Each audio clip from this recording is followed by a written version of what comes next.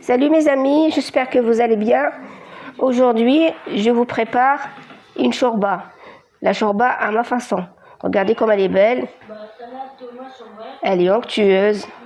C'est très bon avec un filet de citron et un peu de persil par-dessus ou de la coriandre, c'est votre choix. Bon, vous allez suivre toutes les étapes pour réussir une bonne shorba comme ça, avec des briques ou juste comme ça nature, c'est un régal. Je vous dis pas l'odeur, avec de l'agneau ou du poulet, ça marche. Bon, suivez-moi et regardez toutes les étapes que je vais vous donner. Moi, c'est shorba avec de l'agneau. Voilà. La prochaine fois, ce sera le poulet.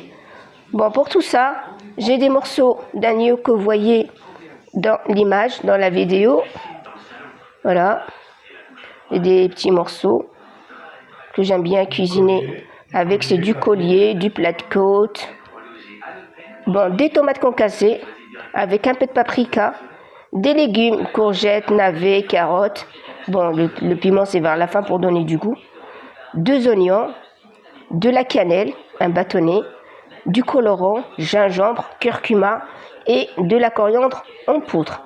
Bon, on va procéder, c'est le vermicelle, c'est normal, c'est les cheveux d'ange, parce que c'est très bon. Bon, on va procéder à la cuisson.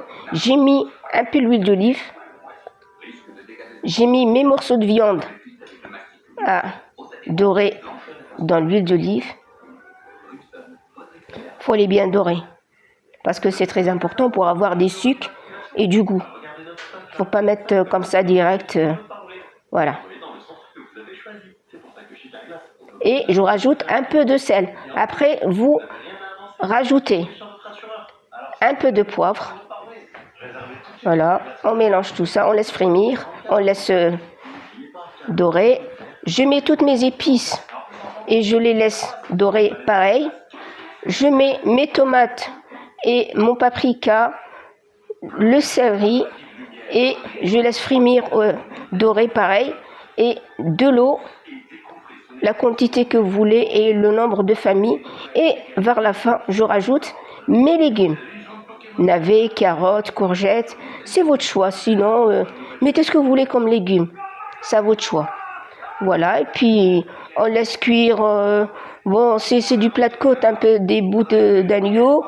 Je laisse cuire 25 à 30 minutes. Là, c'est de la coriandre. Là, c'est des élastiques que j'ai trouvés en ligne pour attacher tous les sacs ouverts, la farine, le riz, le vermicelle, voilà.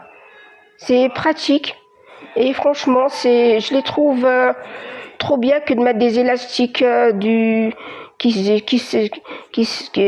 cassent ou qui tiennent pas. Regardez, c'est magnifique et c'est pas cher, ça vaut le coup. On a 6 à 8 élastiques dans le commerce. Voilà, en ligne. On trouve ça en ligne. Voilà, c'est cuit. Ma shorba est cuit, tout est cuit. Après, je vais procéder au mixage.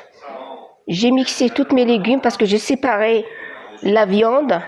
Je remets ma viande cuite.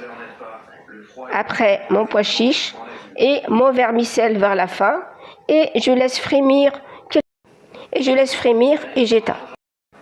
Et voilà, on a un bon résultat.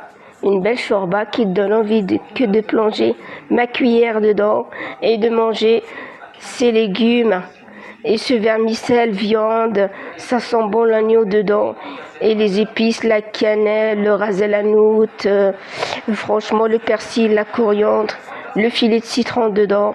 Bon, je vous dis bon appétit et puis à bientôt pour d'autres recettes de ma part. Bon, et puis bon ramadan et bon appétit et à la prochaine. Au revoir mes amis et merci pour votre attention. Merci, au revoir. Et je vous souhaite un bon ramadan. Ramadan Karim, Inch'Allah. Au revoir.